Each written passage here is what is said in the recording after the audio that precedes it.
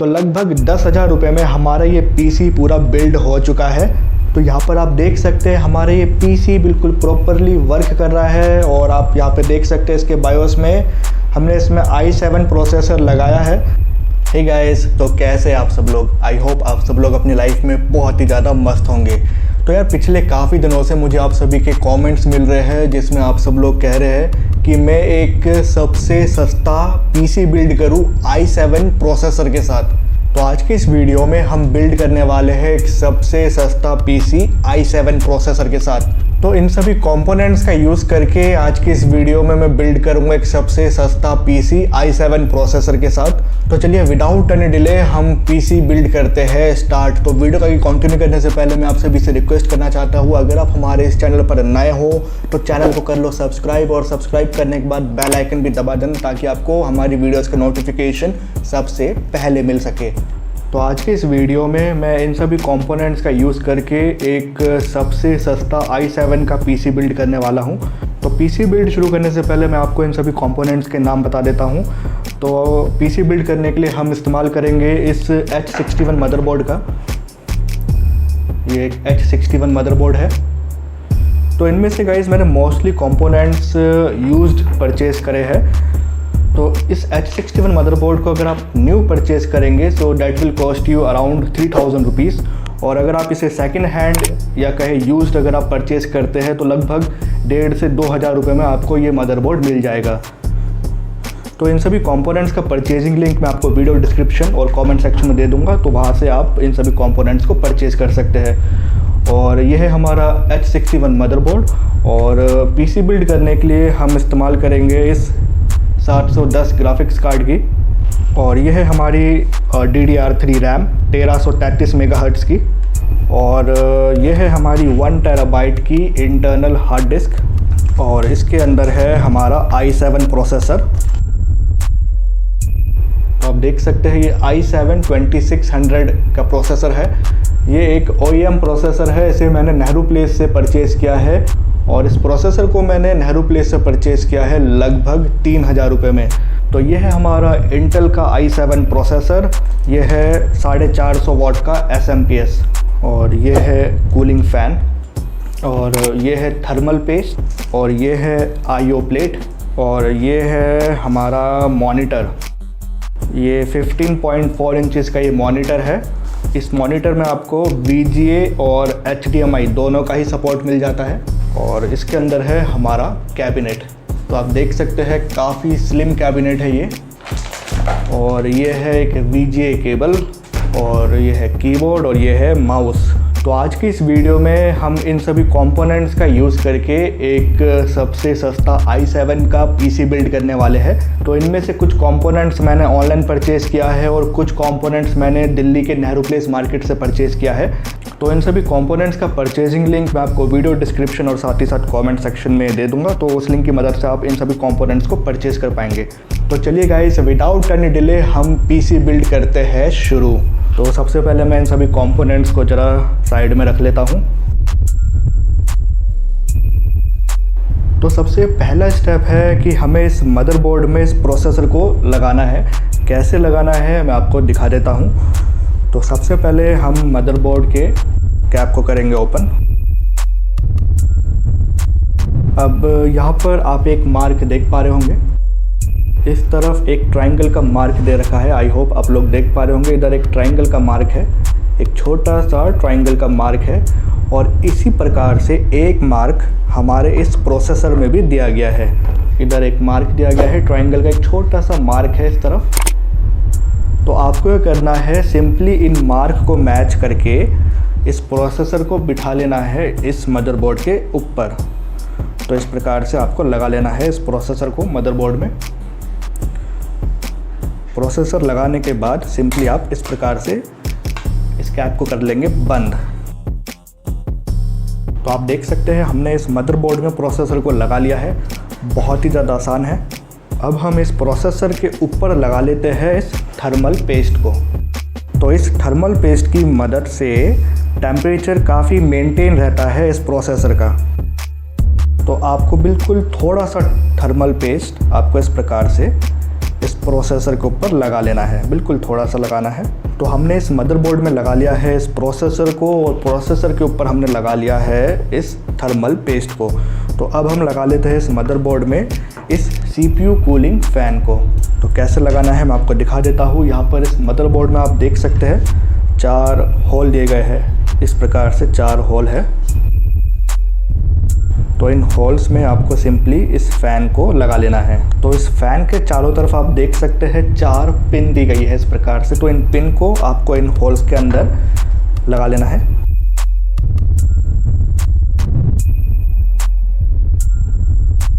तो आप देख सकते हैं हमने CPU कूलिंग फ़ैन को भी मदरबोर्ड में लगा लिया है। अब इसकी केबल को आपको लगाना होगा इस मदरबोर्ड में।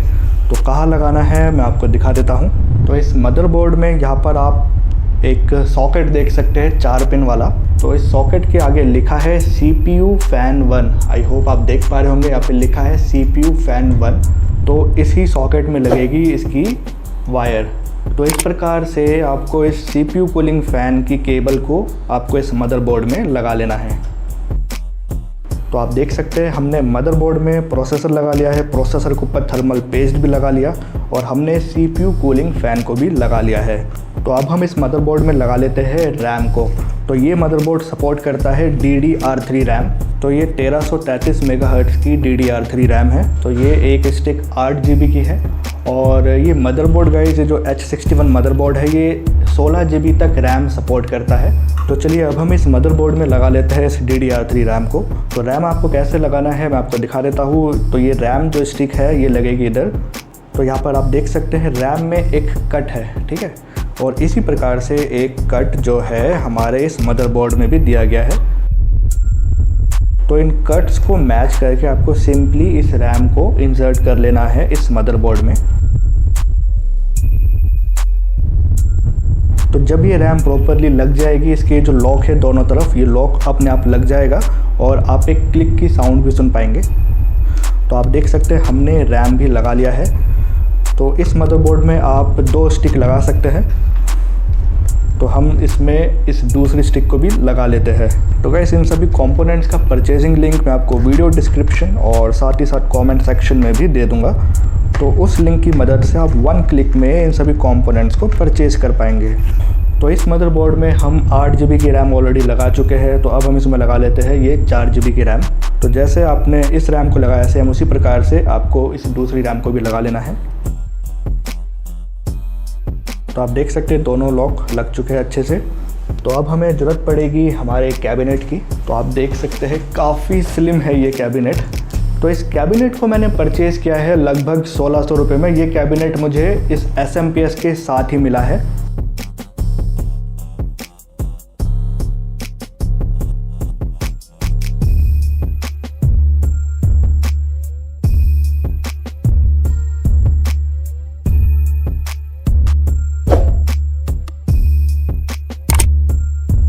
तो अब हमें इस कैबिनेट में बिठाना होगा इस मदरबोर्ड को। आप देख सकते हैं काफ़ी स्लिम ये कैबिनेट है। तो अब हमें इधर लगाना होगा इसकी IO प्लेट। ये IO प्लेट मदरबोर्ड के साथ ही मिलती है। तो हमने इस IO प्लेट को लगा लिया है कैबिनेट में। अब हम इस मदरबोर्ड को भी इंसर्ट कर लेते हैं इस कैबिनेट के अंदर। तो अब हमें इन स्क्रूज की मदद से इस मदरबोर्ड को कैबिनेट में कस देना है।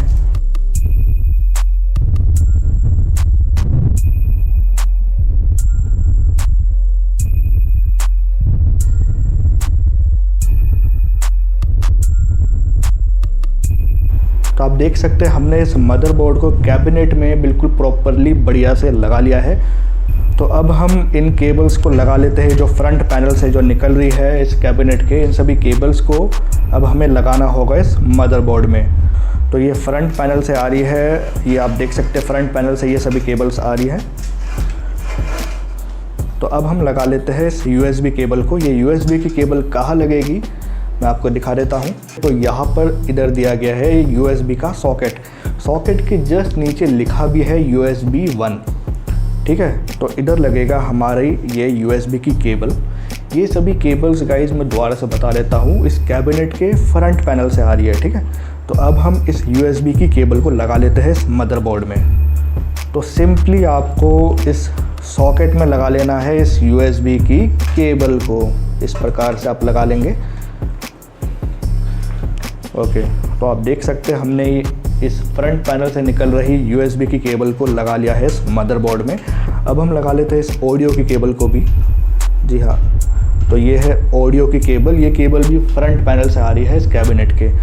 तो ये केबल लगेगी इधर इस वाले सॉकेट में। आप देख सकते हैं यहाँ पे लिखा है ऑडियो 1। इस सॉकेट के जस्ट नीचे ही लिखा है ऑडियो 1।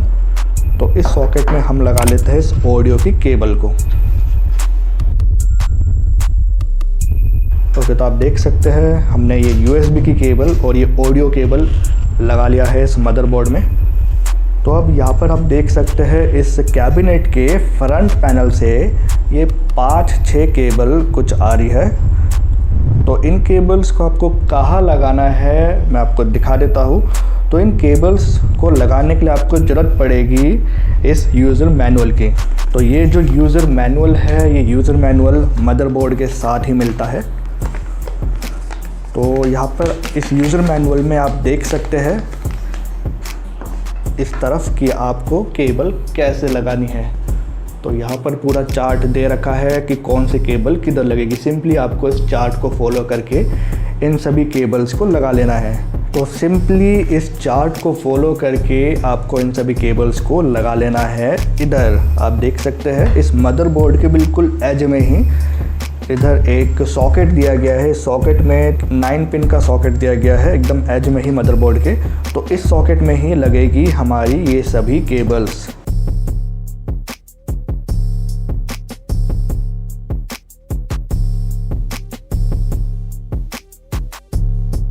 तो आप देख सकते हैं गाइस, हमने फ्रंट पैनल से निकल रही सभी केबल्स को हमने इस मदरबोर्ड में लगा लिया है। तो आप देख सकते हैं हमने मदरबोर्ड में फ्रंट पैनल से निकल रही सभी केबल्स को लगा लिया है। अब हम इस कैबिनेट में लगा लेते हैं SMPS को। तो ये है एक 450 वाट का SMPS। तो इस SMPS को अब हमें लगाना होगा इस कैबिनेट में।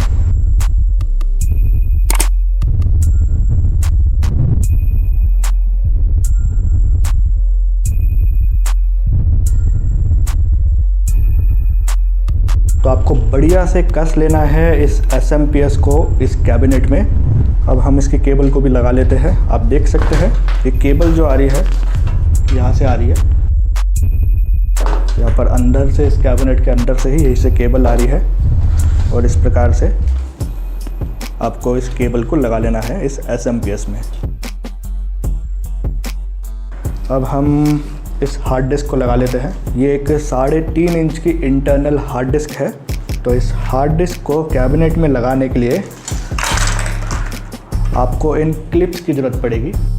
तो ये क्लिप्स हमें इस कैबिनेट के साथ ही मिला है। तो आप देख सकते हैं इस हार्ड डिस्क में ये जो 3.5 इंच की हार्ड डिस्क है, इन हार्ड डिस्क के यहाँ पर साइड में छोटे छोटे होल्स दिए गए हैं। तो इन होल्स में आपको इन स्टिक्स को लगा लेना है।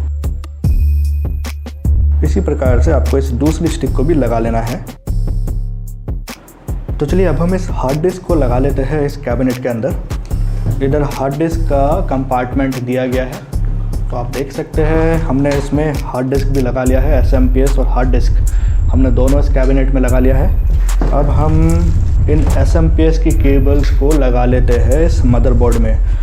तो SMPS से गाइस पावर सप्लाई होता है through out all the components. तो सबसे पहले हम इस 24 पिन केबल को लगा लेते हैं। ये केबल कहाँ लगेगी, ये इस तरफ लगेगी। आप देख सकते हैं यहाँ पे एक 24 पिन का सॉकेट दिया गया है। तो इस ही सॉकेट में इस केबल को हमें लगाना है।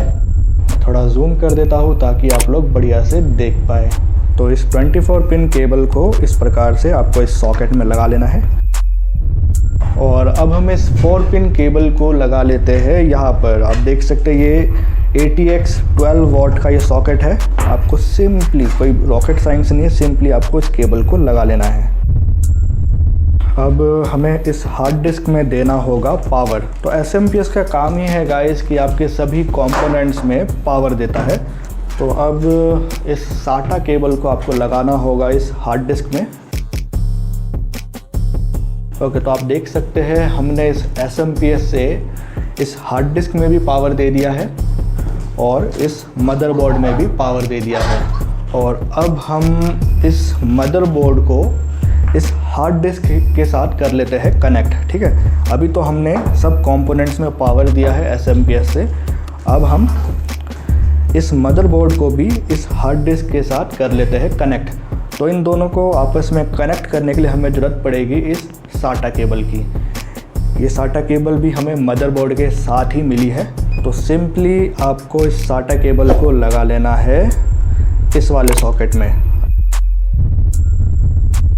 तो अब हम इसके दूसरे एंड को कनेक्ट कर लेते हैं मदरबोर्ड के साथ। तो इसका दूसरा एंड लगेगा इस पोर्ट में। यहाँ पर आप देख सकते हैं इस मदरबोर्ड में 4 SATA पोर्ट दिए गए हैं।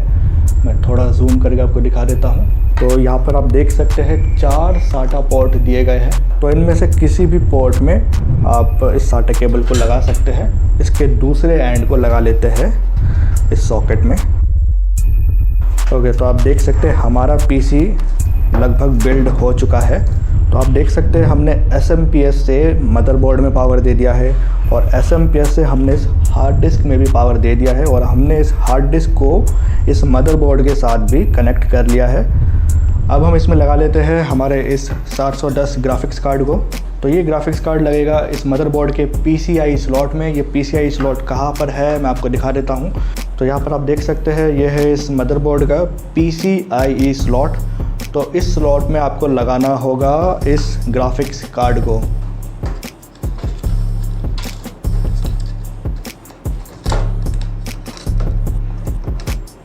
तो आपको बढ़िया से केबल मैनेजमेंट करने के बाद सिंपली आपको इस कैबिनेट को कर लेना है बंद।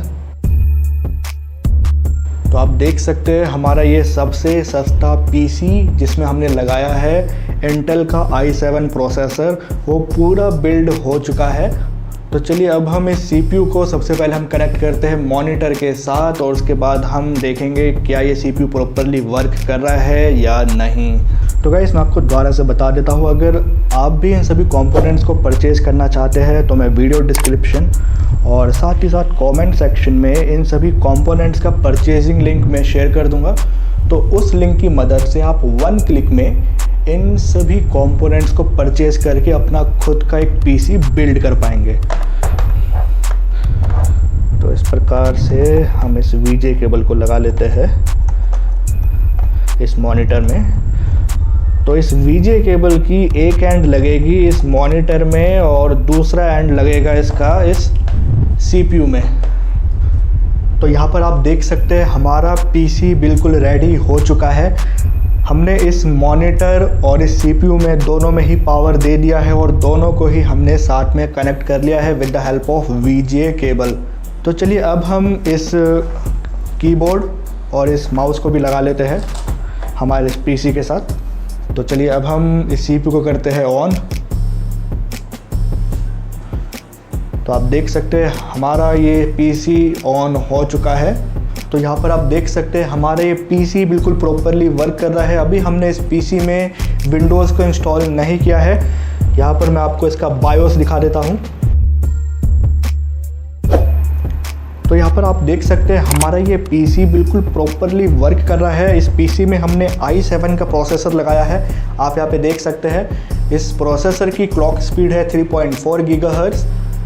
तो यहाँ पर आप सभी स्पेसिफिकेशन देख सकते हैं इस PC की। तो यहाँ पर गाइस आप देख सकते हैं हमारा ये PC बिल्कुल प्रॉपरली वर्क कर रहा है। अब हमें इस PC में बस विंडोज़ ऑपरेटिंग सिस्टम को इंस्टॉल करना होगा। इस पर गाइस मैं पहले से ही एक वीडियो बना चुका हूँ कैसे आपको विंडोज़ 10 प्रो ऑपरेटिंग सिस्टम को इंस्टॉल करना होता है अपने न्यूली असेंबल्ड PC में। तो ऊपर दिए गए आई बटन पे क्लिक करके आप उस वीडियो को देख सकते हैं। उस वीडियो में मैंने बिल्कुल डिटेल में बताया है कैसे आपको विंडोज़ 10 प्रो ऑपरेटिंग सिस्टम को पहले तो डाउनलोड करना होता है, डाउनलोड करने के बाद कैसे आप अपने PC में विंडोज़ 10 प्रो को इंस्टॉल कर पाएंगे। तो इस वीडियो का लिंक मैं आपको वीडियो डिस्क्रिप्शन और साथ ही साथ कमेंट सेक्शन में भी दे दूंगा। और अगर इस PC के प्राइस की अगर हम बात करें तो लगभग 10,000 रुपये का खर्चा मुझे आया है इस PC को बिल्ड करने में। इस PC के लिए कुछ कंपोनेंट्स मैंने ऑनलाइन मंगाए थे और कुछ कंपोनेंट्स मैंने दिल्ली के नेहरू प्लेस मार्केट से परचेज़ किया था। तो लगभग 10,000 रुपये में हमारा ये PC पूरा बिल्ड हो चुका है। तो गाइस आज की इस वीडियो में आपने सीखा कैसे आप खुद से एक पीसी बिल्ड कर सकते हैं। तो गाइस इस पीसी में वाईफाई कनेक्टिविटी के लिए हम इस्तेमाल करने वाले हैं इस वाईफाई डोंगल का। ये वाईफाई डोंगल 150 से 200 रुपये में आपको ऑनलाइन या ऑफलाइन भी मिल जाएगा। तो सिंपली इस वाईफाई डोंगल को आपको लगाना होगा इस CPU के USB स्लॉट में। तो इस वाईफाई डोंगल की मदद से आप इस पीसी में वाईफाई का भी यूज़ कर पाएंगे।